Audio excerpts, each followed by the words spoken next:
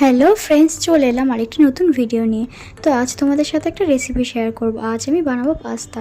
চলো দেখে নিই কী কী নিয়েছি। এখানে নিয়েছি ক্যাপসিকাম, গাজর, পেঁয়াজ, আর এখানে পাস্তাটা সিদ্ধ করে নিয়েছি। তো এখানে আমি 3টে ডিম ভেজে তুলে রেখে দিলাম। তারপরে সাদা তেল, কাঁচা লঙ্কা, পেঁয়াজ, আলু, গাজর, তারপর আলু গাজরটা একটু নরম হয়ে যেতে আমি দিয়েছিলাম ক্যাপসিকাম আর পরিমাণ মতো নুন। তারপর এটা আবার ভালোভাবে কিছুক্ষণ নাড়িয়ে চাড়িয়ে ঢাকা দিয়ে রেখে দিয়েছিলাম। সিদ্ধ হয়ে যাওয়ার পরে আমি এখানে পাস্তা, চিনি, গোলমরিচের গুঁড়ো, টমেটো সস আর দিয়েছিলাম এভারেস্টের পাস্তা মশলা। তারপর ভালোভাবে মিক্স করে নিয়েছি আর ভেজে রাখা ডিমগুলো দিয়ে দিয়েছিলাম। তারপর আমি 10 থেকে 15 মিনিট ফ্রাই করেছি ভালোভাবে। তো এখানে আমার দেখো পাস্তা রেডি। তোমরাও ইভিনিং স্ন্যাক্সে পাস্তাটা ট্রাই করতে পারো, হোমমেড টেস্টি পাস্তা। তো আজ ভিডিওটা এই পর্যন্ত থাকলেও, দেখা হবে নেক্সট ভিডিওতে। ভিডিওটি ভালো লাগলে লাইক, কমেন্ট, শেয়ার করে দিও। আর চ্যানেলে নতুন হয়ে থাকলে চ্যানেলটা সাবস্ক্রাইব করে দিও। তোমরা সবাই ভালো থেকো, সুস্থ থেকো। দেখা হবে নেক্সট ভিডিওতে। টাটা।